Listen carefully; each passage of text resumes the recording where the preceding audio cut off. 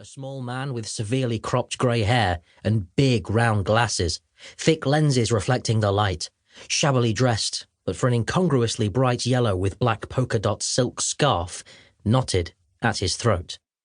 A torn-off strip of brown tape hangs from the end of his nose.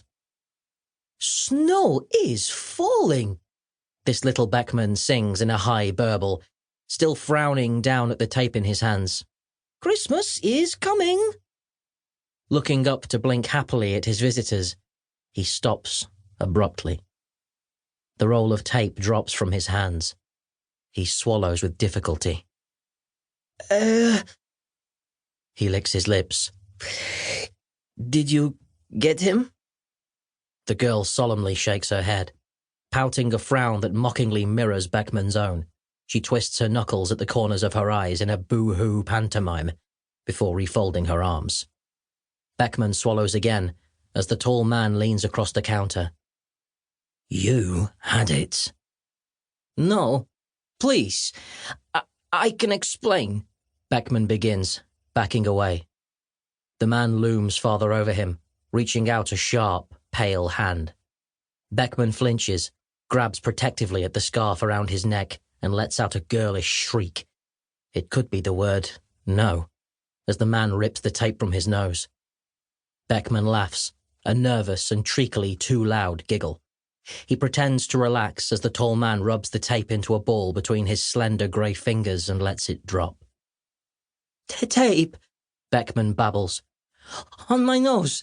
Always I'm putting it there, forgetting. Packaging up a gift. A horse. Going to a little girl in Germany, near my old hometown. A lovely little horsey, for a lovely little girl." He tries a grin on the girl. It curdles and dies as she glares back. She picks a toy revolver from a shelf. Still unsmiling, she aims at him, pulls the trigger. Without a sound, a tiny flag unfurls from the snout bearing a single word. Bang. "Now," Beckman stumbles on, faster. "Please, I can explain. Yes, you just have to believe me." He trails off. In the toy shop silence, he has heard a small, distant click. Now the girl starts smiling. "You had it," the tall man in black says once more. "And you let it go." He raises his arm again, and there is something small and sharp, silvery and slivery in his hand, arcing down through the warm reddish air as all the monkeys and cowboys and ducks and dogs and dolls look on with their glass and painted eyes. For the next few seconds, the sounds inside this toy shop are muffled and breathy, desperate, wet, and horrid. Outside, snow is falling on the city of Prague. Lights are flickering on in the streets and squares and up in the mysterious windows of the high castle.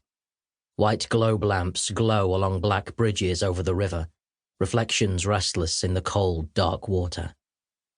The snow falls.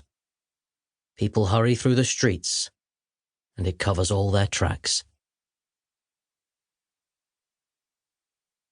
Chapter 1. The Gift. "This one is special," his grandfather had told him. And it was. Alex sat at his desk, alone in his bedroom, gazing at the old toy robot that stood beside his laptop when he should have been looking at the screen. The cursor blinked impatiently at him from his unfinished composition on the symbolism of the novel they were reading in English.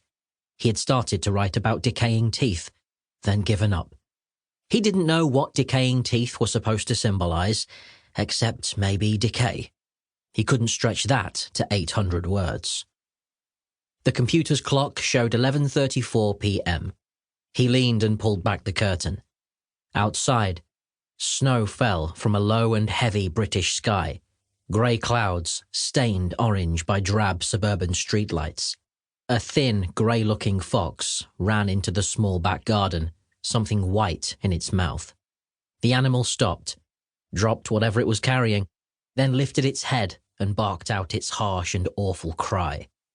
As always, whenever he heard that shriek, Alex felt a chill.